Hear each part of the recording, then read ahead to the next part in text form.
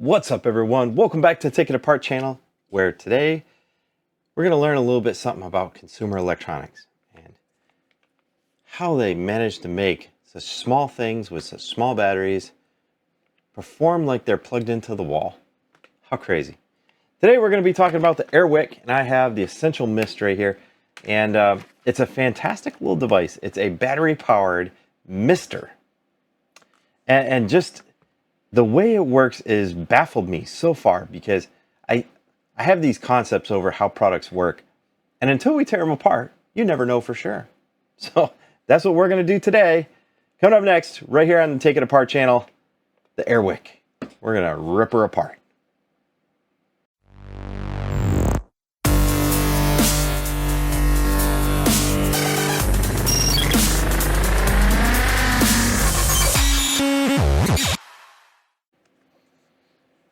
All right, folks, this is the Essential Mist by Airwick. It is a battery-powered scent infuser, I guess you'd call it. It's pretty cool. It has an oil, and you load the oil into it, and you can adjust the sensitivity, how often you want it to go off. And it runs off of 3 AAA batteries. I know I left that out. So that's 4.5 volts. And very few amps if it's run off AAAs. So how does it do it? Let's do a little demonstration. Let's show you. So let's go ahead and shut it off. When we turn it on, it glows red. And there you can see it. It's doing its thing. It clearly sounds ultrasonic, which might make some sense. So this thing here is obviously going to run for months at a time off of 3 AAA batteries. This one here has been run for about 2 months. And it's been on the maximum setting, so it's running nonstop. It also conserves oil. You would think that it would burn through oils like all the other devices out there pretty quickly. But that does not appear to be the case, because I think I've switched out the oil once in like 2 months. And it just sits in the bathroom, and it does its job, quite well, really. And I've been really surprised, because there's not too many places that sell these. So finding out what goes on inside it just kind of solves some of that mystery. Here you can see the vial of oil. Nothing too major. When you take the cap off, that looks like the same exact diffuser that you get in thermal units, where they heat up, and then just the convection of air past this little element right here is what causes the diffusion. Oh man, it smells so strong. But that's not how this guy works. And I believe that when you insert this guy in, it's coming in contact with that little disc right there, and the disc vibrating is what is aerosoling some of this stuff. Now there's very few indicators in here. I can see that there's a coil spring. So that means that the diffusion grid, or that disc, is spring loaded. Let's see if we can get it to do it. Oh yeah. Here, let's see if I can show you up close. Moving it a little bit there. So it rides with direct contact right on the element. And in the bottom, let's see. Let me see if I can get this guy to come on and show you guys what it looks like on the inside. Down inside there, that little grid, it looks to have pores, very tiny pores imprinted into the surface. So what it's doing is it's vibrating against the wick, I believe, and that is ripping some of those little molecules out, and at a certain frequency, it's going to aerosol them. So it's a kind of a technology that we've seen in some medical devices, and it's just interesting that now it's carried over to consumer products, and it's such a level of cheapness, efficiency, that it can be made for like $10 or $11, and efficiency because it runs off of 3 AAAs. That's absolutely amazing. So So yeah, let's go ahead and let's open up this brand new one. You can see how it comes packaged. Got the 3 batteries. They're plastic wrapped. And they just slip up inside. This is a brand new one, so we're going to experience it for the first time, folks. There we go. Here's 2. Here's 3. And let's take the brand new oil. So it's not as calibrated because it can move up and down a couple millimeters, but it's still pretty specific. There it is. And yep, I can see it now.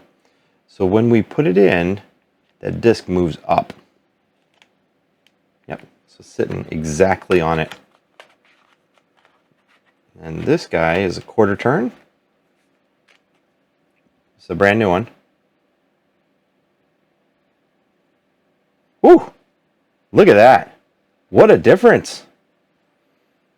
How crazy is that to notice one with fresh batteries versus one that's been running for 2 months? Take a look at, holy cow. Oh my gosh. I'm getting smoked out here, y'all. Oh, that makes the whole entire shop very pine sol-y. It smells particularly good. It smells cleaner than it normally is in here. But so that is a brand new device doing this thing. I'm going to sit right here. We'll probably see it go off once or twice more during this show. But what I want to do is I want to take this guy apart to see what's inside it. So I see 2 number 1 Phillips. And how convenient. I'm going to use this tray right here to hold the screws.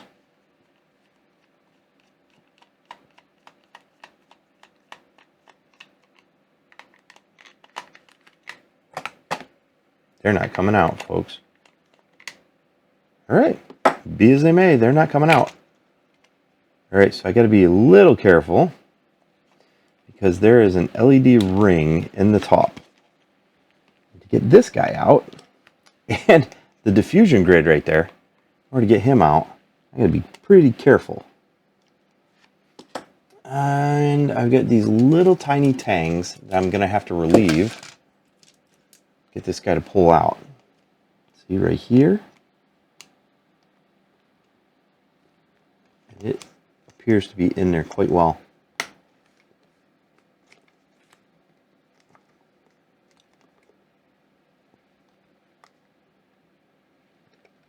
Yeah, it's in there pretty good. I'll get it. And this one.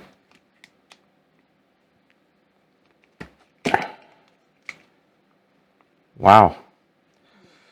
You gotta appreciate when they design things to be assembled. They all just pop together. That's modern day manufacturing in a nutshell. And disassembly, you always take a chance at breaking tabs, plastic tabs. Is what it is. I'm certainly giving a workout to these Weehaw screwdrivers. All right, here we go. Pull off this top. And a piece of it goes flying, of course. And that goes to the ring. There it is. Wow. It's a little piezo ring. Okay. Oh, wow. How cool is that? And I can see this comes in 3 different pieces. And is it molded together? Oh, those son of a guns. Okay. Well, I got to be really careful with it. So normally this piece and this piece are separate. What they do is they've made them together. And this little piezo, here, I can pull it through like this. There we go. So the plastic welded them together. All right. So this is a little piezo, and this is the guy that's got the tiny little holes. Okay, guys, we can take a closer look at the piezo now that my microscope is back up and going. So you can see right here, it's kind of like, imagine a little speaker. And these 2 materials are going to vibrate that very inner material, kind of like a speaker does. If you take a look really carefully, we get it in the right lighting, you might be able to see that inner diaphragm. It's got some tiny little holes perforated in it. See them right there a little bit. Got some tiny little holes, and it vibrates, and that vibration causes it to aerosol what we got coming out, which is this oil. And it's interesting because my oil is almost empty. That would explain quite a bit, I guess. I'm going to go ahead and give it a little bit more. Something to aerosol. And in this case, we're going to give it some 99% alcohol. This could be very bad. I guess we're going to find out. Alcohol is such a thin and light viscosity that it will travel up this element really quickly. Saves us time for this demonstration. All right, let's put this one in, then this one, and this one, and we have our piezo here. Some people are going to be like, oh, it's not a piezo. No, if it's not, it's not. I'd be darned if it's not, though. Okay. And I'm going to attach this guy right here.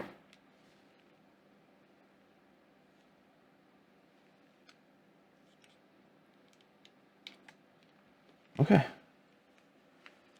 I'm trying to be very careful with it.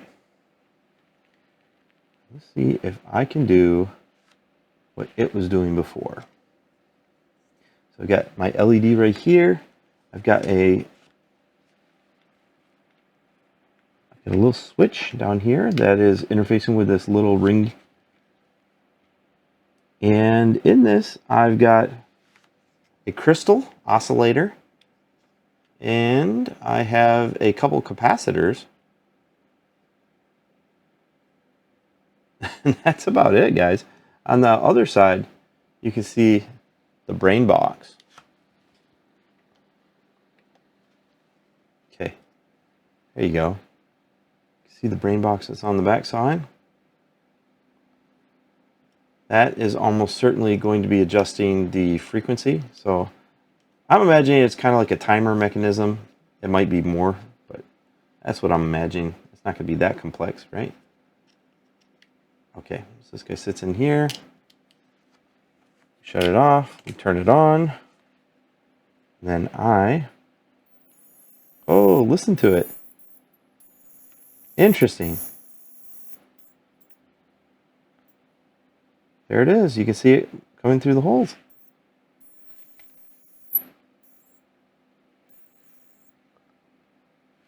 How cool is that? All right, let's turn it down. Let's turn it back up.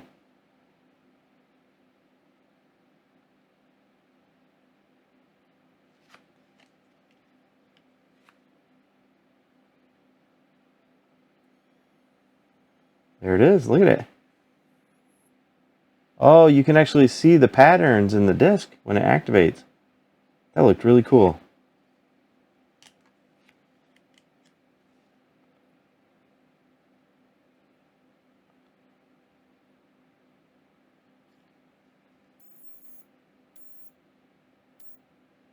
So it has to be very particular.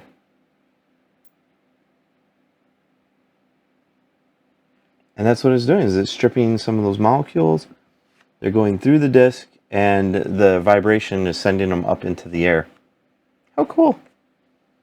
So one more time. Oh, this guy's coming off now. Look at that. Big difference, though. Holy cow. You can see that this thing just sitting there in your restroom doesn't require a plug, because obviously around many toilets and stuff, there aren't plugs. I mean, why would there be? So this guy here can sit there, and it does its job, and it's very economical. You can see it's just timed to run a certain period of time. Huh, that is so cool. Well, there you have it, folks. That is the Airwick, and it is not as complex as you would think, but it's extremely efficient. Oh, I make one correction, folks. I thought I remembered it correctly that it was run off of AAAs. You can clearly see it's run off of AA's. And if anybody wanted to correct me in the comments, that's okay. I made a blunder. Oh, my bad. But 3 AA's is still 4.5 volts. And that is still not very much amperage because they are in series. So, there it is. That's the Airwick. If you need it, you have an essential area that you need to have smelling a little bit better, it seems to work quite well. And it's very efficient. both on battery and on oil. Oh, cool. Thanks for watching, guys. If you enjoyed this video, don't forget to give it a thumbs up and subscribe for more content. I'd love to hear your thoughts, so drop a comment below with what you'd like to see in future videos.